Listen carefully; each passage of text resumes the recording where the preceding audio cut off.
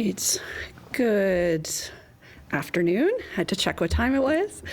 Kristin Hayward, I'm the Assistant Deputy Minister responsible for the Wildfire Service with Natural Resources and Indigenous Futures. So today's update, we have been getting some rain in some key areas. So Flin Flon and the Paw area has been getting some rain. Lyn Lake is expected to get rain this evening. And the eastern region, where we have our big fire near Nopaming, received some rain as well over the last few days. So what that's allowed us to do is to make some really good progress on those fires, deepening our control lines, being able to take down some value protection work that we had done, and just continue to shore up any areas or address hotspots that are areas of concern. It has also allowed us to lift the provincial travel and burn restrictions as of 8 a.m. tomorrow morning. So all provincial travel and burn restrictions will be lifted at that time, with the exception of backcountry travel within the boundaries of an active fire, and that will require a travel permit from our department. Of course, I'll just flag that municipalities do have the ability to set their own restrictions, so they may continue restrictions within their boundaries. And if folks are wondering if they're able to have a fire or travel in the backcountry in their area, they should definitely check with their local municipality and be aware of where the fire boundaries are to ensure that they are doing that safely. So that is really good news. We're happy to do that. There are 18 fires burning in the province. We've had 131 fires to date, which is actually just under the 20-year average of 138. The total area burned is just over 911,000 hectares. In terms of the fires of primary concern, those are all the ones near communities that we've been reporting on. I'm happy to report that a lot of those are stable. We have not experienced significant growth on most of those fires. There's the odd area that's a bit of a concern around Lyn Lake in particular. The north end of the fire there has been fairly active, as well as the southwest corner of the community of Lyn Lake. We were a little concerned about a fire in that vicinity and activity there, but so far everything's holding fine. The other fires, Cross Lake, Split Lake to Tasquiac, those are both looking really good at this time, good control. We continue to do work to keep the highway open near Cross Lake. That's our priority at the moment. And in the east, Fire 61 in the Bird River Nopaming area, again, looking really good. Just a little bit of trouble spots around the Wallace Lake area that we've been addressing. In the west, Fire 17 and 28 near Flin Flon, we continue a lot of work there. We know the community recently went home, which is fabulous, and we're happy that they've been able to do that. I just want to remind folks that when they go home in these situations, they're going back to still a very active fire. The fires remain out of control.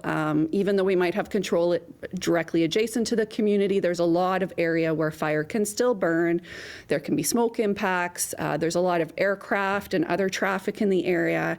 So I remind folks to be vigilant in making way for crews that are doing work. If they're taking down or putting up value protection work, please give them space to do that. And then if you are enjoying the waterways and you're out in your boat, please make sure to watch for water bombers and helicopters working so that you're out of the way when they need to access the water body. And I think I'll leave my update there for today and pass it over to Christine. Thank you, Kristen. I'm Christine Stevens. I'm the Assistant Deputy Minister responsible for the Manitoba Emergency Management Organization. As of today, there are 13 states of local emergency in Manitoba, and 4 communities remain evacuated at this time. Those 4 being Tasquiac, Matthias Colomb, Wallace Lake, and some areas of Nopaming. So that means that approximately 6,500 Manitobans remain out of their homes at this time. Gradual repatriation from Ontario has been underway. Flights have been arriving into Manitoba over the course of the past week. Currently, Lila remains open as a reception center, but closed as a congregate shelter. Thompson Congregate Shelter remains closed. The Nelson House shelter has closed. Those folks have been moved to hotels, and there's approximately 70 people who remain in the Saugeen Congregate Shelter, and hotels are available for those folks too if they wish to move to a hotel type of environment. Kristen and I are here today to sort of cap off some of these briefings that we've had in our calendars. What we did want to say is on an ongoing basis, as the situation evolves, we will schedule these again moving forward. But in the meantime, we do remain available to answer media questions through other venues and other formats. Manitoba Ready is being updated continuously. And so, on that note, we'll open it up to questions. You just mentioned the repatriation from Ontario. How many people have arrived? I don't have specific numbers at this time, but the work is ongoing and focused on communities who can repatriate home. So all of the folks from Cross Lake who were in Ontario have now returned home to Pimachikamak and to Cross Lake. Do you know when that process started? Oh, it was over a week ago now. Yeah. And those who are still to return home, where are they going home to? Which communities? To Taskwayak and Pakata Wagan or Matthias Colomb. I guess what can we expect in the next few days in terms of any kind of weather conditions and how that may influence fires? Yeah, for sure. So there's quite a bit of precipitation in the forecast, but it's in the form of thunderstorms. So we do see a number of systems possibly moving through the province, including a lot of activity today around the Flin Flon and the Paw area, and then moving northeast through the province. So hopefully there's some rainfall that comes with that. It is forecasted to have some rainfall. We will also see some gusty wind conditions as those systems move through locally. So again, a bit of turbulent, I would say, in terms of the weather. Temperatures aren't looking really, intense. Most of the province will be in kind of a low to moderate fire danger, I would expect. For Lyn Lake, just with the situation there, have any additional resources been sent to that area? I'm not sure on the numbers like recently that we've been able to send there. I know they've done a lot of turnover in the crews that were there, so I'm not sure if that's been a net increase or not. We're certainly adequately resourced though for the situation and have been able to respond to any hotspots or activity that we've seen. Oh, sorry, just hoping you can elaborate, Kristen, just on the travel ban being lifted. So like in general, what was being banned? Are we largely talking about the hiking and the trails and more so than driving? Yeah, so it would mostly be the off-road vehicle use and backcountry, hiking, camping, those kinds of activities. So now that the fire danger has reduced, there's less of a chance that those types of activities might result in the start of a new fire. And also, we've deemed that it's relatively safe for people to access many areas that previously might have been threatened by an active fire. Where was that ban? Because I know it had gradually eased in certain places. I guess right now, where is that ban right now, roughly? I do have that information. If I just give me one moment. So it'll be changing effective tomorrow. But as of right now, it covers, so technically it's areas 1 to 5 and areas 8 to 22, if you can go online and check those out. But it's most of northern Manitoba, the eastern side of the province. There had been previous restrictions in places like Spruce Woods, Turtle Mountain Provincial Park, some of those areas in kind of southern extent of Manitoba, and those were also completely lifted recently. So basically hiking, backcountry, that's allowed again. Yes. What about the Ontario? I know like that's been closed for a while and it's kind of, is that persisting? Yes, it remains closed and will indefinitely until we get in there to, I think, assess it, and Parks has an opportunity to make sure that it's safe for people to go there and they know what kind of condition the trail is in. So is that the only place left? I'm not able to answer that at this time. I'd have to double check. For the most part, though. For the most part, generally, yes, we are lifting all of the restrictions for most of those areas of Manitoba that had been previously restricted. You're also lifting the fire ban. I know there could be some municipalities that continue to hold those restrictions. We're also doing it on the verge of a long weekend where people are going to be out. Are you worried that there are more people out and that people could be starting fires? Yeah. I wouldn't say that I'm worried about that. I think what folks need to remember is just to be smart about, having fires in approved pits. And if you're using fireworks to celebrate Canada Day, make sure that your municipality doesn't have any current restrictions in about that, that you're not in a provincial park because they're never allowed in a provincial park, and that you're, being safe and, aware of your surroundings when you're taking part in those activities. And apologies if this was noted, we're still at around 18 active fires, but how many are out of control? I believe that would be 6 still considered out of control. 1, 2, 3, 4. Yes, 6. Do we have an update on hotels? How many are in hotels? Or how many hotels are being used? How many communities, etc.? We can provide more specific numbers later. Yeah. We had, probably like most of us in the room, we had a reporter in Flin Flon speaking to people as they came back. And again, this might be more of a question for the Red Cross, but some of them were saying that their benefit, basically, the $34 a day, was either delayed or they weren't receiving the financial support because they had issues with ID. Maybe some had ID from Saskatchewan, they lived in Manitoba, or vice versa. Are you aware, did the province have any complaints at all about, or receive any complaints about the compensation process, or, talk to the Red Cross about any of those issues and try to sort of iron them out at all so that people could get access to that benefit quicker? Yeah, so I know that our Emergency Social Services area of government has been working very closely with the Red Cross and MKO and Indigenous Services Canada to make sure those payments can get out, in time and into people's hands who need them. Individual cases, there could be complexities there that I'm not aware of, but, we're in the process of issuing second payments now to evacuees to bridge the gap in terms of the time that they've been out, and case management's happening in real time too. Do you know why there has appeared to have been delayed for that, a delay for that second round?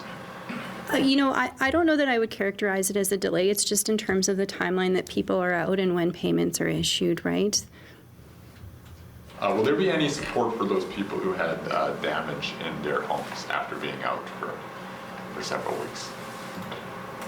In terms of lost food and that sort of piece? I guess damage to homes and properties. Yeah, that's something we're still assessing right now, and we'll, take that away.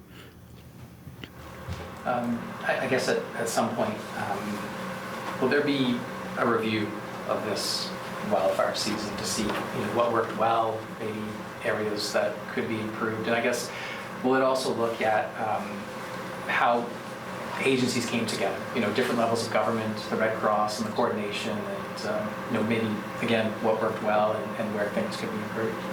I think in every event, especially in the emergency management realm, in every event there's an opportunity to learn, and we are always in a process of continuous learning, and it's the same on the wildfire front. So absolutely we're going to be looking, at this event and learning from it so that, we can implement for the next time. I saw some posts yesterday. There was one by the Lac du Bonnet, local emergency management department, I guess you could say, talking about aircraft. I don't know if they were referring to drones or different type of aircraft getting in the way again while water bombers or helicopters are doing their work. Are you aware of any issues or incidents at all in that area or any other areas? I'm not aware of any in that area, no, and no additional incidents have been flagged for me since we had those original drone incursions earlier in the event. So, on that note, I would just remind people obviously about the dangers that a drone would provide to the fire suppression operations that are taking place, and just to please, be mindful and stay out of our way, please and thank you. And is there an update regarding the number of resources from outside of Manitoba? Has the figure changed recently? It has changed, yeah. So it's been changing every day. We've been having a lot of movement. We have so many different agencies. They all arrive and leave at different times. But as of yesterday, the most recent numbers I have, it was 263 out-of-province personnel. And that includes 13 from Newfoundland, 6 from Parks Canada, 97 personnel from the federal United States agencies, 47 personnel from U.S. state agencies, and 100 personnel from Quebec and France, mixed crews. About 60 from Quebec and 40 of those are from France. About 100 have left over the past 4 days. From what agencies were they with? The U.S., I'd have to get back to you on which other ones we've recently have. Definitely the U.S., though. Some of the initial ones we got from the U.S. have now gone home. Any others coming in the days ahead, or are things sort of stable enough that? No, we continue to work and require a lot of manpower on these fires. As I've said, they're still out of control, so we want to make sure that we're definitely not letting up. We have just as many resources that are required for these fires, and at the same time needing to also be certain that we're ready for any potential lightning starts that happen. So we're always asking for new resources to come in behind the ones that have left, and it looks promising that we are going to be having resources come in to backfill these ones, hopefully this coming week. So once we have that confirmed of who's coming and when, we'll definitely be able to share that with folks. There are 4 communities that are still out. Is there a possible timeline for their return? That's something we're working very closely with community leadership on. Like I discussed last time we were here, there's a lot of elements that go into planning for returning home. So I don't have a timeline to share right now, but we're all hands on deck trying to get people home as soon as we can. In the pockets of Wagan area, I know you might have to remind me, but yesterday's bulletin, I think it said the fire in that area is contained. Is that correct? What are the issues, I guess, that are preventing people from returning home? Is there anything to do with electricity supply or anything else? Yeah, there are some impacts to the rail line that supports Puckatawagan, and there are some hydro impacts to that area as well. And for Tatasquayak area, is it mainly due to the water treatment plant? It is, yeah. Christine, back to Flin Flon. There are residents in Flin Flon from Saskatchewan, and some worries about financial support and where they're getting. Is Manitoba assisting in getting money to those residents of Flin Flon? What we're doing is we're working very closely with the Saskatchewan Public Safety Agency on that type of work. I don't have an update specifically for those residents right now, though. A similar question, but what about financial support for Saskatchewan residents of, say, Kraton or Kenare Beach who have been displaced and staying in Manitoba? Yeah, I can't provide an update on that piece right now. We'll have to take that away.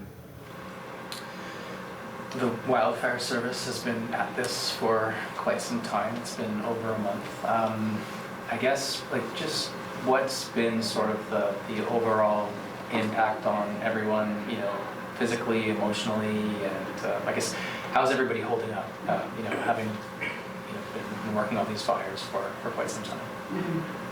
I will say it's obviously been challenging, just the level of activity so early in the season and for such a prolonged period of time. It definitely takes its toll on folks. We're keeping everybody safe and making sure that people are getting the time off that they need when they need it. This is what everybody signed up for, and to be honest, if you talk to them, they love it. They love the excitement of it. I feel like there's been a lot of satisfaction as well in their work in terms of being able to see people go back to communities that they've been working so hard to protect. So, morale is high from what I've been able to observe. And yeah, people are definitely tired, but with the assistance from out-of-province resources, it is helping us to recycle and refresh our own resources as well. And EMO as well, my apologies. Thank you. Our staff, these are the moments that they shine and the moments where they really feel a call to purpose. And so, the pace has been grueling at times, but every single day they have risen to the occasion. And, they maintain momentum, and there's just such a sense of pride in terms of supporting Manitobans and helping to coordinate all of these agencies. And, you know, I have to say that Manitobans have come together more broadly. Obviously, the machinery of the provincial government is certainly kicked in and working hard together, but all aspects of society have really come together through this event, and there's so many amazing stories of people just stepping up throughout it. So yeah, our staff are doing well. They're inspired and motivated, and you know, we're ready for whatever comes next if something else does. And Kristen, what work has been done? I know people are back in Flin Flon. What work has been done to mitigate the risk of a second evacuation as firefighters are still there fighting that place? Well, the focus has really been, since the event started there, on protecting the city of Flin Flon proper, and so making sure that any areas where the fire could, creep into the community, we looked at what type of fuel is available around the community, where are the highest risk areas where this could enter the community, focused our efforts there to make sure that they have, wide areas of whether it's fire guard that's been constructed or vegetation that's been removed to take fuel out of the path of the fire. So they're pretty confident in the work that's been done there immediately adjacent to the community of Flin Flon. Obviously, fire has a mind of its own lots of times and can do some strange things. But from what I've been told, that all of that initial good work has really helped to have us feel comfortable that it's safe for them to be there now. And I guess it's continuing down that path then for them. Absolutely. Yeah, so we'll continue to patrol those areas and make sure that those areas remain safe. We're always doing thermal scans of fires to make sure that there's any areas that, heat up with different weather conditions, and we quickly can address those so they don't grow into something and cause a problem. And always maintaining just awareness of, the weather and which areas might be threatened or challenged based on the conditions. Do you know if a thermal scan was done in the Lyn Lake area this morning? Yes, it was. Yes, and I can say that it did identify a number of hotspots still, both within the community and in the surrounding areas of the community, which isn't unexpected. But staff were able then to be able to prioritize that as part of their operational plan for today. And maybe just what's your message to the long weekend ahead? Campers are going to be out, hikers are going to be out. Some people have been really waiting for this moment to explore the province. What do you say to them? Yeah, I mean, I think we want Manitobans to be able to settle in and have a nice long weekend and enjoy, Manitoba's nature. But we're asking people to do that responsibly and just be mindful of the environment around them and, the events of the past number of weeks. We're just asking them to, behave responsibly while they're out there having a really nice time. Any other questions? I don't think so, but thank you for doing all these briefings over the last few weeks. We appreciate it. So It's our pleasure. Thank you so much. Thanks. All right.